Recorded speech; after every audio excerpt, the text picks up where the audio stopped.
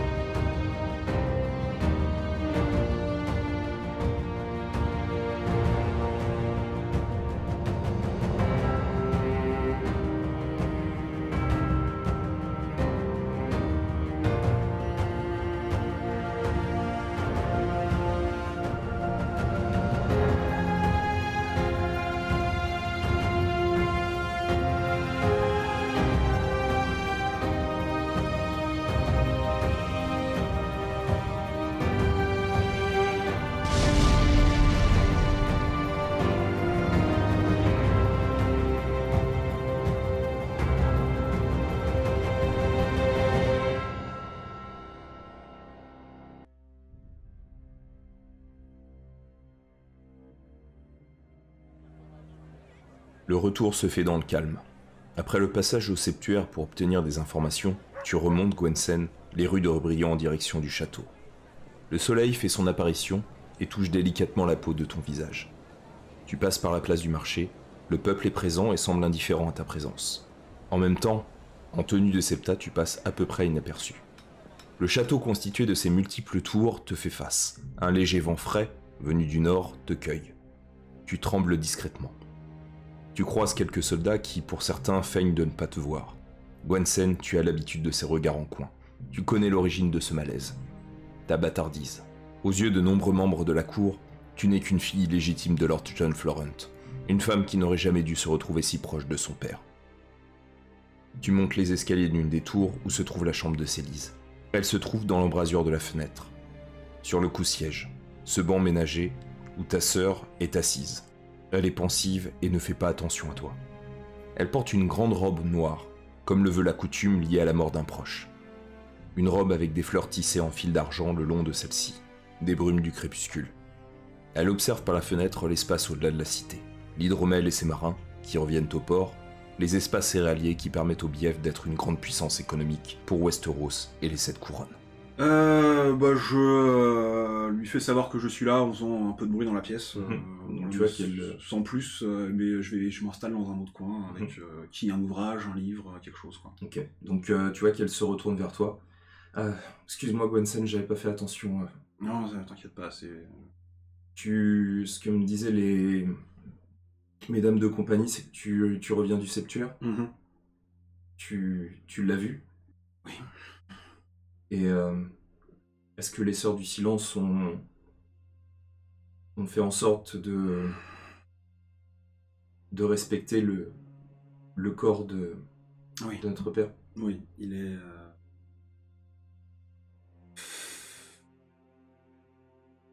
Il est très serein, il est...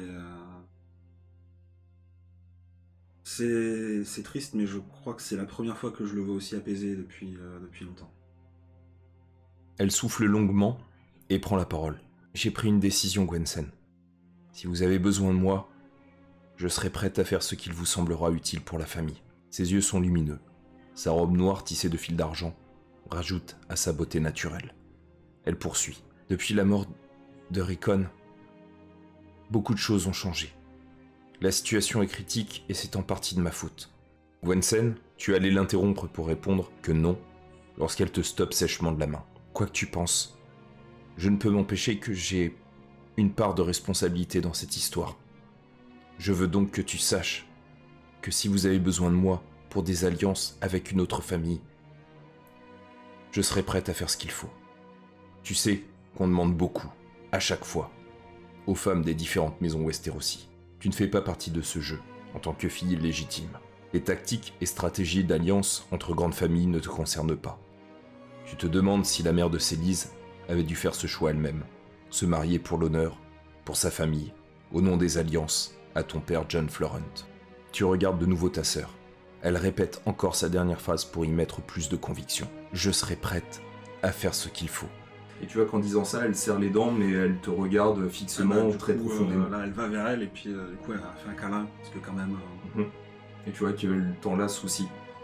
Et tu sens qu'elle réfrène quelque chose en elle. Elle essaye de se retenir, en fait, de pleurer. Tu vois qu'elle ne pleure pas. Tu sens un léger gémissement, mais tu vois qu'elle s'arrête. Et elle sort un petit peu donc de tes bras. Elle te tient les joues. Et elle te dit, je te promets que je ferai en sorte que notre père soit fier de moi. Je sais. Parce que pareil, elle est au bord des larmes elle aussi. Donc, ok.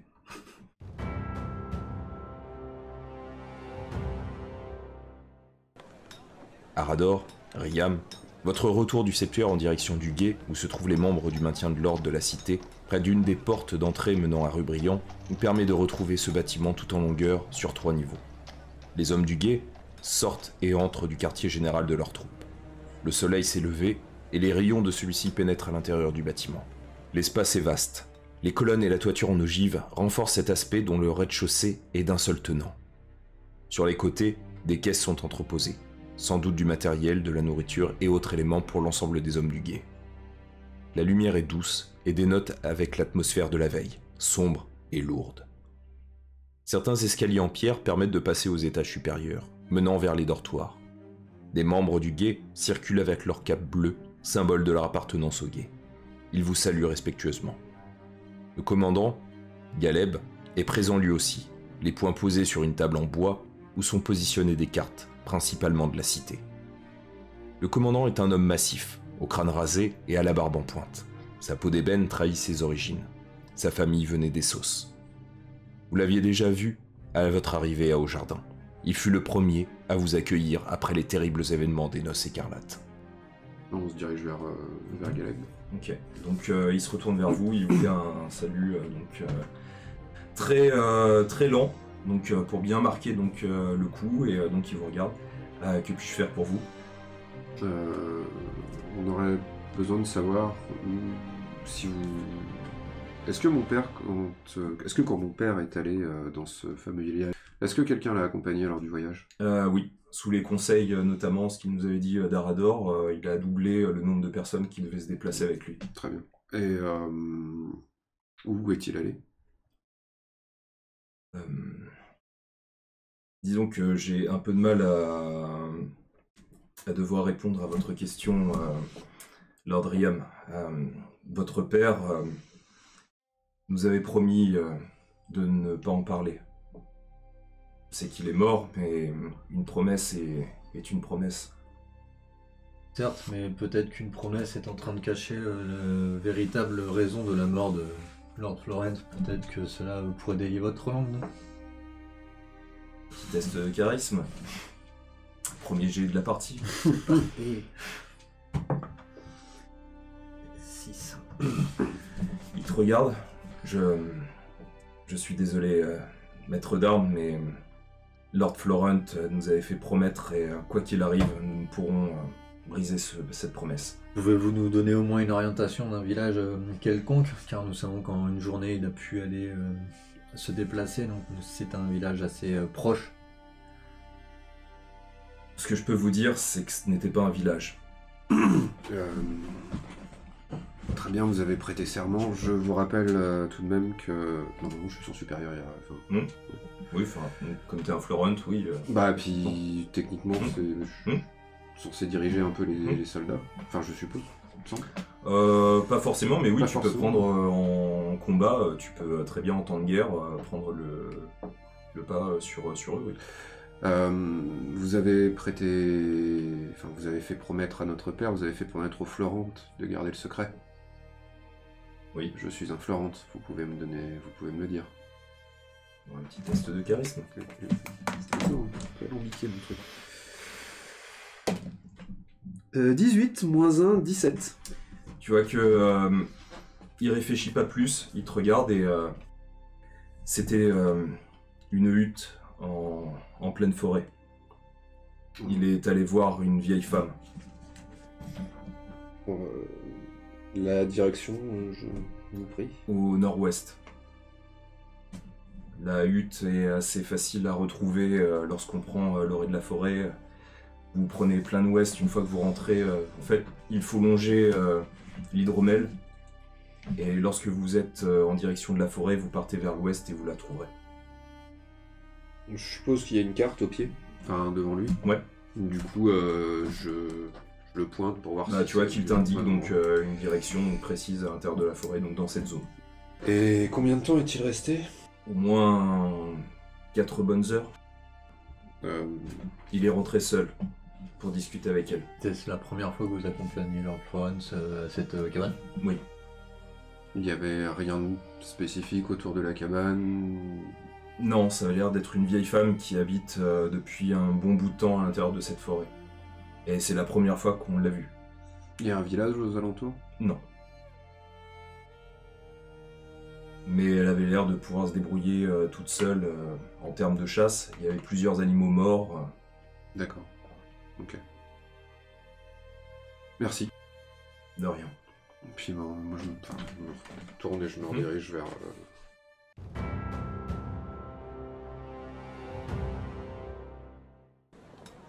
Après l'échange avec le commandant du guet, Arador, tu te rends avec Riam jusqu'au château.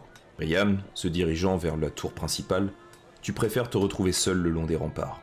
Tu montes les escaliers menant à la ligne de crête des fortifications et tu admires l'hydromel. Le port en contrebas, le soleil illumine l'étendue devant toi. Vous êtes en début d'après-midi et un petit vent léger rafraîchit agréablement la cité. Au loin, à une centaine de mètres, tu aperçois Maître Carsen qui observe lui aussi l'espace devant lui. Ses mains sont jointes, mais en y regardant de plus près, il te semble qu'il tient l'une de ses nombreuses chaînes. Il semble extrêmement pensif. Du coup, je me rapproche de lui. Et en m'approchant, une bien belle journée pour une si lourde perte. Un renouveau s'annonce.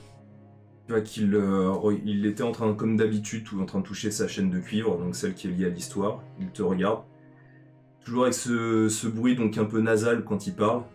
Oui, effectivement. Les changements. En tout cas, il y aura une immense perte avec John Florent. Mais je suis sûr que son fils saura se débrouiller. Il est bien accompagné. On y veillera. J'en suis sûr. Je dois remettre une lettre à Lester.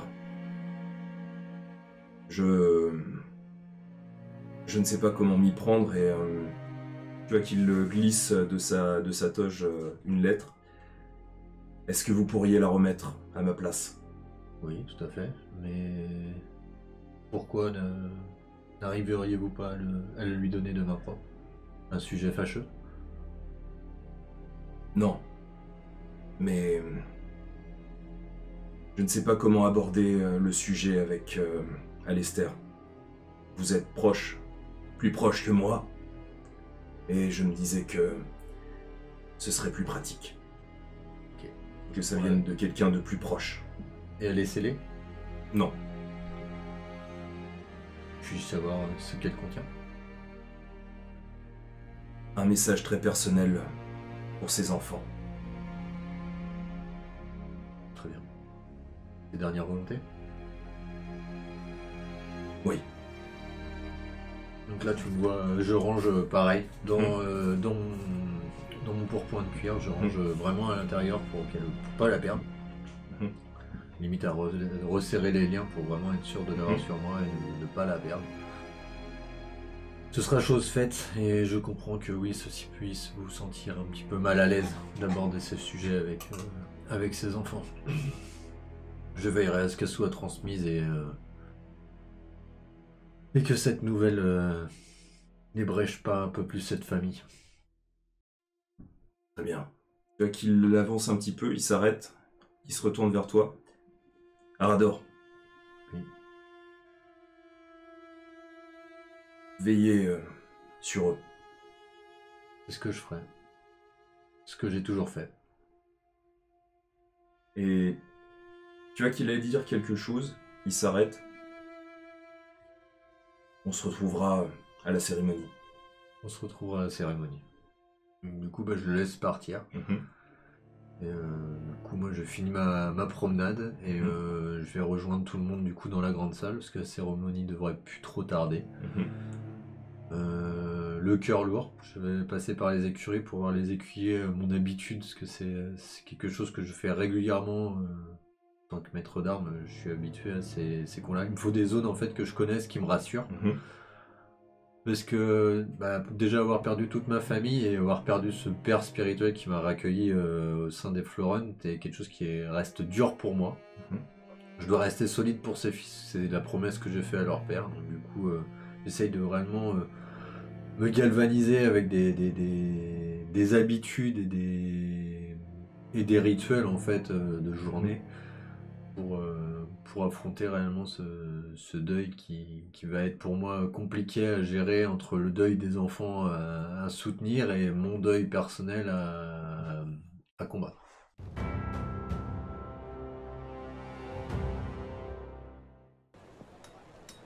Alistair, tu reviens du septuaire pour pénétrer au bout d'une vingtaine de minutes au château. Arador et Riam se sont dirigés vers le guet. Les multiples tours sont là. Leur ombre monumentale t'absorbe, toi et tes pensées. Les 1000 tours, penses-tu soudain. Cette chanson des rhapsodes est un mensonge qui rappelle à tous pourtant la puissance de Rebriand, ainsi que ses légendes. Tu montes dans la tour, menant aux appartements de ta famille. Les étages sont les plus anciens, notamment celui de tes frères et sœurs, mais aussi celui de ton père. L'étage de feu John Florent est monumental, amplifié par les colonnes soutenant l'étage supérieur. L'imposant vitrail face aux portes resplendissent de multiples couleurs chatoyantes en raison du soleil qui, à présent, scintille de 1000 feux dans le ciel de votre capitale. Les couleurs chaudes donnent une teinte différente à l'espace, et pourtant, c'est le même endroit où tu as retrouvé ton père. Sa porte te fait face. Alistair, après une grande respiration, tu rentres dans sa chambre. Ou plutôt, ta chambre, te dis-tu amèrement. La pièce a ses différentes grandes fenêtres en bois ouvertes, mais tu sens une odeur familière. Celle de ton père, une odeur boisée. Les traces sanglantes effectuées par John Fleuron sont encore là, sur le sol, rappelant l'horreur de cette nuit où l'ombre d'Orlor a exécuté sa sentence. Tu es présent, là, tout seul. J'ai besoin d'un peu de temps quand même pour me ressaisir de tout ça. Je pense à ce qu'il va falloir que je demande à raménager, à nettoyer, évidemment. Je pense au fait que jamais je voudrais dormir dans le lit de mon père, enfin voilà, ce genre de choses. Et une fois que j'ai réussi à passer tout ça, là je me reprends sur mon objectif et je vais aller fouiller son bureau notamment, ce genre de choses. Je trouve des traces de ce qu'il avait envisagé pour l'avenir, de pourquoi il allait dans ce village au nord, tout ça. Bien, fais-moi un test de perception, donc avec sagesse. Alors... Et du coup, comme j'ai esprit d'analyse, ça marche. C'est quoi particulièrement? J'obtiens un bonus de plus 1 par rang dans la voie pour chaque test de recherche d'indice. Ouais, donc tu peux le rajouter. Ok. 10 plus 3, du coup ça me fait 13. Et perception, du coup, avec sagesse, plus 1, 14. Ok, donc tu fouilles, ça prend bien 10-15 minutes à peu près. Donc la chose notable que tu peux voir donc, à l'intérieur de ce bureau, c'est un dessin qui représente ta tante, Floris. D'accord. Tu vois que ça a l'air très ancien, mais que ça a été conservé longtemps par ton père. Mais c'est tout. C'est tout. Et il était rangé où exactement dans l'intérieur de plusieurs papiers. Alors tu as un petit peu en évidence quand même, tu vois que c'était un petit peu en retrait sur le côté. Ça a l'air d'être... T'as fait 14, hein, c'est ça? Ouais. T'as un peu cette impression que ça a été souvent vu. D'accord. Qu'on le remettait fréquemment, tu vois, qu'en fait le papier est tellement usé à certaines zones, surtout les contours, qu'on a dû le prendre souvent pour le regarder. Et tu sens que ça a traîné longtemps en fait dans ce bureau. J'imagine qu'il existait des encres invisibles, ce genre de choses à ce moment-là. Oui. Et si je prends le papier, que je le passe devant la fenêtre, est-ce que je vois comme s'il y avait eu des écritures quelque part ou... Donc tu le fais et tu peux voir que donc une inscription se révèle. Ouais. Tu reconnais pas l'écriture, tu sais que c'est pas celle de ton père, mais tu vois donc cette écriture qui indique quoi qu'il arrive, tu seras avec moi. Ok, c'est troublant. Je vais ranger très précieusement ce papier, un peu là où je l'avais trouvé. Enfin, je prends tout le carnet. Ça me coûte énormément, mais je me dis peut-être que mon père a d'autres... Là, ça me demande de fouiller vraiment dans son intimité, mais j'ai besoin d'en savoir plus, quoi. Donc fouiller dans les coffres, même son lit, enfin... On va faire l'autre gros, donc ouais. Fais-moi ton test. Allez. Toujours de perception avec sagesse. 12 plus 4, 16. Ok. Donc là, ça prend 2 bonnes heures, donc vraiment à fouiller. Alors sachant que c'est en fin d'après-midi, hein, où se fera la cérémonie, donc vous êtes encore assez large. Hein, donc t'es en plein milieu en fait de l'après-midi quand tu finis un petit peu de fouiller. Et ce que tu peux constater, c'est notamment des écrits qui viennent d'une ancienne septa. Tu lis et tu constates qu'il s'agit des écrits de la septa Shiran. Elle raconte ce qui s'est produit, comme elle a vécu ses premières années auprès de ta tante Floris. Elle raconte ce qui s'est produit et comment elle a vécu ses premières années auprès de ta tante Floris. Elle raconte ce qu'elle a pu vivre avec le bébé de Floris. Cela t'étonne car aussi loin que tu te souviennes, Alester, tu n'as jamais entendu parler d'un enfant. Floris Fleurhunt était seule, n'avait jamais eu d'enfant, selon ton père. Du coup, ça rajoute encore plus de troubles que ce que je n'avais. Je récupère tout ça et j'essaye de... Je vais tout emmener dans ma chambre. Ok. Et dans ma chambre, j'en profiterai en même temps pour écrire un petit discours pour la cérémonie, quoi.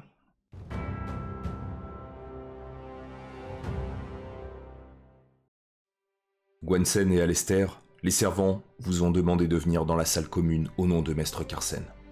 Riam et Rador, vous êtes déjà là, avec le maître de votre maison. Les cheminées de la pièce sont éteintes. Vous êtes à présent en fin d'après-midi. Maître Carsen est situé à la droite de la chaise centrale, celle de John Florent, celle qui t'appartient à présent, pleinement, Alester. Le maître de la citadelle prend soudainement la parole. « Chers membres de la maison Florent, il va falloir vous préparer pour la cérémonie funéraire. J'espère que vous êtes disposés à assumer votre rôle pour cette cérémonie. Le septon va procéder au rituel. Il transmettra la gemme à vous, Lord Florent, pour que vous disposiez celle-ci sur le corps de votre père. Une fois fait, le corps sera emmené dans la crypte familiale, pour qu'il repose avec vos ancêtres, sous le septuaire de Pater. Une fois fait, il en sera fini de la vie terrestre de Lord John Florent. » Élise est avec nous ou pas? Oui. Élise, je voulais te demander si tu souhaitais déposer la gemme. Avec plaisir. Ce sera un honneur pour moi. Du coup, je lui donne, je prends la main et je lui donne la gemme. Et tu vois qu'elle elle la prend dans sa main. Donc elle est habillée avec une magnifique robe noire, donc avec des fils d'argent qui représentent donc des brunes du crépuscule. Donc une très belle robe noire donc pour la cérémonie. Et tu vois qu'elle tient donc dans sa main la gemme et elle vous attend tout comme Maître Carsen qui se lève. Donc vous entendez ses chaînes qui continuent donc à bouger très légèrement. Quand vous serez tous prêts, vous pourrez me rejoindre dans la cour. Et tu vois qu'il se traîne, donc vous avez les chaînes qui continuent à bruire légèrement, et puis il descend après l'un des escaliers de la tour. Et donc vous êtes seul à l'intérieur de la salle commune pour vous préparer finalement à la cérémonie. J'espère que vous ne jalousez pas Célise du fait que je l'ai choisie pour poser la gemme. Du tout. Je pense qu'à ta place, j'aurais fait pareil. J'aurais été plus embêté si tu m'avais choisi. Et là c'est Célise qui prend la parole, j'ai parlé avec Gwensen. Je sais que les jours ont été difficiles pour tout le monde, et je suis désolé si je n'ai pas été à la hauteur de toute la situation depuis la mort de Rickon. Mais comme je le disais à notre sœur, si vous avez besoin de moi pour jouer un rôle dans les alliances qui se dessinent, je serai prêt à jouer le rôle que vous m'aurez donné. C'est louable de ta part, je ne l'envisageais pas. Pour être honnête avec toi, je pensais que tu aurais besoin de temps. Je crois que on n'a plus vraiment de temps. Et si je peux t'aider en quoi que ce soit... Nous en reparlerons en temps voulu. Bien. Mais ne te mets pas de pression. Est-ce que vous avez quelque chose à dire tant que vous êtes encore dans cette bulle ou... Après la cérémonie, j'aurais besoin de vous parler à tous. On m'a transmis quelques documents qui vous sont dédiés. Je pense que la cérémonie est plus importante et nous verrons ça après. Je suis d'accord avec toi, j'ai moi aussi des questions à aborder avec vous. Alors qu'il en soit ainsi. La marche vers le septuaire est lourde. Vous vous déplacez au septuaire de Pater, construit il y a 80 ans, peu après la mort de votre aïeul, le grand septon Pater qui couronna Maegor, premier Targaryen. Vous longez la ville, en un parcours aménagé. Le peuple est présent, en grand nombre. Respectueusement, tous ont le visage fermé. La tête basse, un regard de profonde tristesse témoigne de la douleur de la perte. John était très apprécié par la cité elle-même. Une vingtaine de minutes vous conduisent ainsi au moment où le soleil se couche vers le septuaire. Le septuaire de Rubrian est bien moins impressionnant que le septuaire étoilé de Villevieille, mais il reste un édifice colossal. En pénétrant, vous apercevez aussitôt le corps de votre père, près de la fresque de l'étranger. Vous savez qu'il n'y a qu'une statue monumentale, celle du père d'en haut. Le septon est présent, au centre de la salle, au croisement des différents autels composant le lieu. Les sœurs du silence sont nombreuses, toutes voilées. Elles procèdent déjà à quelques pleurs rituels. Une forte odeur d'encens accompagne votre observation des lieux. Quelques chevaliers, vassaux de la maison Florent, ont réussi à faire le déplacement. Maître Carsen s'est déplacé près de l'entrée. Le dôme au-dessus de vous, impressionnant, englobe l'ensemble du septuaire. La lumière pénètre par différents interstices dans ce vestige du passé glorieux des Florent. La zone centrale est uniquement réservée à la maison Florent resserrée. Arador, tu te mets naturellement de côté auprès des chevaliers vassaux. Tu sais Gwensen qu'en tant que bâtarde, en tant que Flowers, tu n'as pas le droit d'être présente auprès de tes frères et de ta sœur. Célis te tient la main fermement pour te témoigner de la place importante que tu as pour elle, avant de te laisser rejoindre Arador, dont le visage est fermé pour témoigner de sa protection envers ce que les Florent représentent pour lui. Les cloches sonnent lentement pour amorcer le début de la cérémonie. Le septon, un homme d'un certain âge, en charge depuis plus de 40 ans de ces septuaires, invoque les sept, notamment le père d'en haut. Il rappelle pour chaque facette du dieu les événements marquants de la vie de l'ancien lord. Enfin, de sa voix rauque et de son regard acéré, il finit avec la face de l'étranger, qui accompagnera l'âme de votre père jusqu'aux 7 paradis. Une fois terminé, il se tourne vers toi, Lester, et te demande si tu souhaites ajouter quelque chose de plus personnel, pour ta famille, pour communier avec les 7. J'ai le cœur qui bat la chamade en avançant, du coup, pour parler devant toutes les personnes présentes. J'essaye d'être le plus solennel possible. Sachant que tout le monde a les yeux donc sur toi. Au nom de toute la famille Florent, nous vous remercions d'être présents auprès de nous aujourd'hui. Je suis ici pour vous parler de notre père, John Florent. C'était un homme intègre et brave.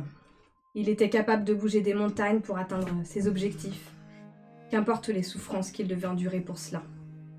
Je regarde du coup mon frère et ma sœur.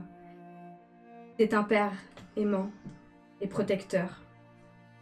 Tel le renard, il savait ruser pour amadouer ses opposants et rendre notre famille plus forte encore après chacune de ses négociations.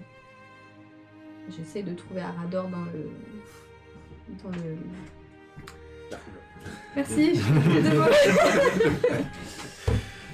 C'était un ami loyal et respectueux.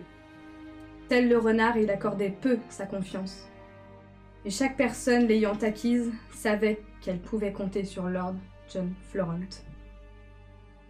Là, j'essaye de me grandir un peu pour parler à toute l'assemblée. C'était un suzerain droit et juste.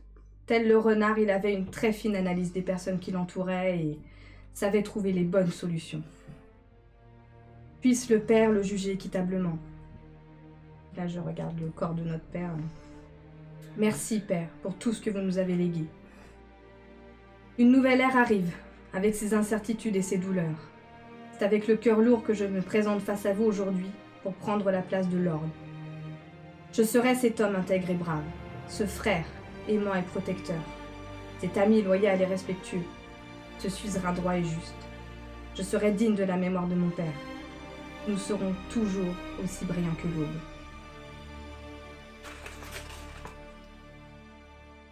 Je me recule avant de pleurer. Tu vois que le septon donc tend de nouveau les bras vers toi. Tu vois que Célise avance un petit peu. Le septon se tourne vers elle. Fermement, elle tient la gemme dans sa main. Vous pouvez lire une profonde détermination dans le regard de votre sœur. C'est bien la première fois depuis fort longtemps que vous ne l'avez pas vue aussi résolue. Elle serre les dents. Elle a l'air plus dure qu'elle ne l'est. Elle pose la gemme totalement concentrée. Les sœurs du silence se rapprochent, toujours en pleurant. Elles retirent les pierres noires des yeux de John Florent avec une grande douceur. Des hommes prennent le corps de John. Les cloches résonnent une nouvelle fois. Maître Carsen s'est rapproché de toi, Lester, et te demande de suivre le corps. Puis, vous transmet la même remarque à tous. Vous déplacez jusque dans la crypte où vous avez été introduit par 2 grandes portes en pierre. À l'intérieur, dans un espace entièrement dédié, vous retrouvez une stèle entrouverte. Des bougies ont été placées à différents endroits face à cette stèle, face à vous, pour éclairer l'espace plongé habituellement dans les ténèbres. On place le corps à l'intérieur de la sépulture. La stèle figurant un gisant ferme l'édifice de pierre. Le septon de sa voix rauque parle cette fois-ci uniquement de l'étranger. À sa toute dernière phrase, les sœurs du silence s'arrêtent d'un coup. Le silence du lieu fait écho à votre peine. Le septon se tourne vers vous, les représentants de la famille Florent. L'étranger a pris l'âme de votre père. Puisse-t-il l'accompagner jusqu'aux 7 paradis. Donc, on vous laisse remonter au niveau supérieur, donc à l'intérieur du septueur. Et tout de suite prendre la main de Célise, aussi bien pour la réconforter elle que moi en réalité. Et donc vous remontez, vous voyez quelques chevaliers qui sont toujours là. Les sœurs du silence qui se réalignent de nouveau, mais tu vois qu'elles ne pleurent plus. Les cloches s'arrêtent. Le septon commence à demander à ouvrir donc les grandes portes du septuaire de Pater, et donc quelques personnes commencent à sortir, donc tout en vous faisant un signe, donc en s'inclinant, marquant finalement le lien entre l'ancien Lord Florent et leur allégeance maintenant vis-à-vis du nouveau Lord Florent. Donc ceux qui sont présents donc s'agenouillent et ensuite sortent donc toujours dans un même rituel donc de vassalité envers toi et ta famille. Et une fois que vous êtes tout seul, le septon s'approche de vous. C'était une belle cérémonie. Merci. Il aurait été fier de vous. Merci. N'hésitez pas, si vous avez besoin de parler à quelqu'un, à venir dans ce septuaire. Ici, les dieux nous parlent et ils communiquent souvent avec l'homme. Ceux qui sont bons, comme ceux qui cachent certaines choses. Tu vois qu'il se retourne et il se déplace donc en direction de l'une des grandes statues donc monumentales du septuaire. Et donc, comme lors du moment où vous vous retrouviez dans la salle commune, au fur et à mesure que les gens sortent, vous voyez les sœurs du silence qui se déplacent elles aussi, vous vous retrouvez à l'intérieur de ce monumental bâtiment dans lequel vous êtes exclusivement donc seul de nouveau. En apparence tout du moins. En apparence tout du moins. Et avoir besoin d'un peu de temps, je ne sais pas pour vous, mais... Le temps est un luxe que j'apprécierais avoir le loisir de vous laisser. Malheureusement, je crains que ce ne soit pas possible, Lord Florent. C'est Lys qui se tourne vers toi, Rador. Tu disais que tu voulais nous dire quelque chose ? Oui. Mais Alester, je pense... Il est quelle heure à peu près là ? Là, il est à peu près... Alors, si on doit donner une heure approximative, voilà, on est en début de soirée. Début de soirée ? Ouais. Je pense que nous pourrons au moins attendre après le repas, même s'il soit les plus légers, pour que nous réunissions dans la grande salle commune. C'est une bonne idée. Au moins le temps de digérer. Si... Même si mes mots... Les mots sont durs à choisir. C'est l'émotion. Je te l'accorde. Est-ce que vous avez une autre chose à dire ou on passe directement donc, au retour Ouais, Ouais, c'est bon. Ok. Une fois passé, vous vous retrouvez... C'est juste un petit...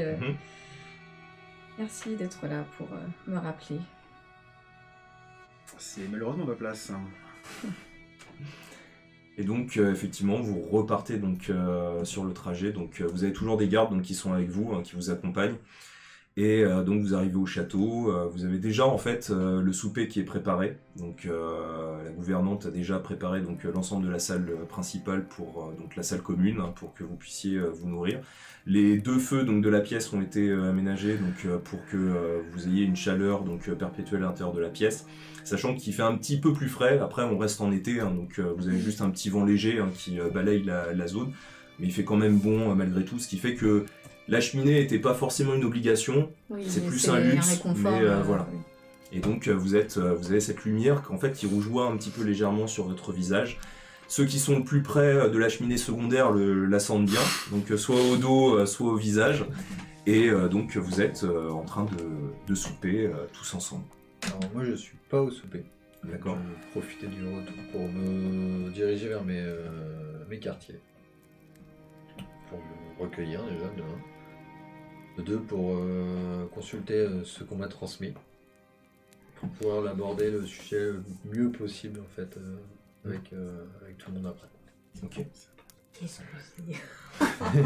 Qu'est-ce qu'il a fait? Voilà. Je vous laisse manger. Donc vous êtes en train de dîner. Donc Célise est là. Carsen est aussi présent. Ah, Suite au prochain épisode. Du coup, faut lire le roman. J'aurais pas dû faire ça, j'aurais dû l'enfiler tout de suite. Donc Célise est là, Maître Carsen est aussi. Et donc Carsen te regarde, Riam. Il me semble que vous êtes déplacé du côté. Oui.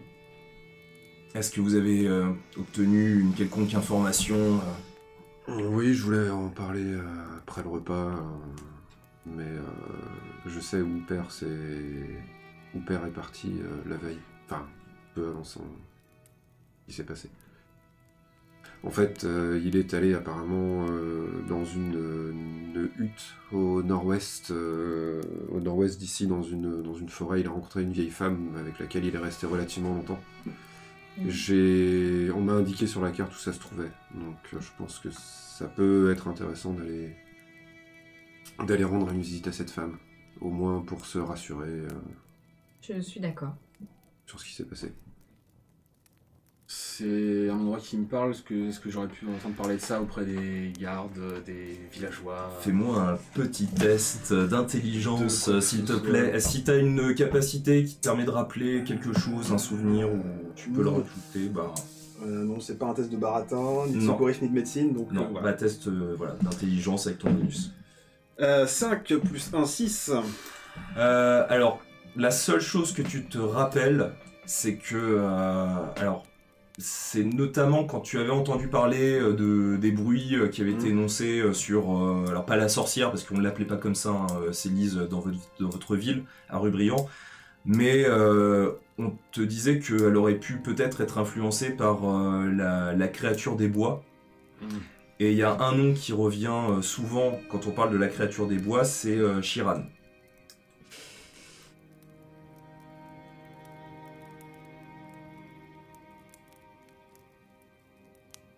La suite.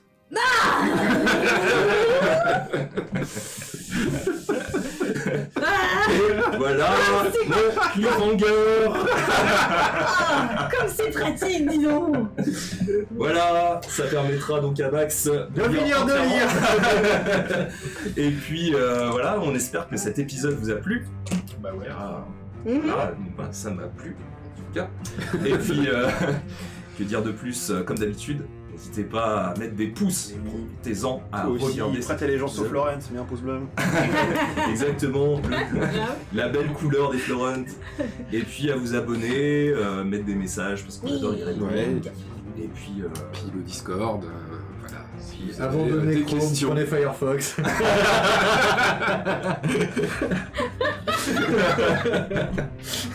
C'est pas ça aurait pu être financé ou... Le renard. Faites confiance au renard. fait c'était nos PSP. On était financé depuis le début. Et puis on leur dit à la semaine prochaine. Bah ouais. Voilà. Hein, salut. Ciao. Ciao.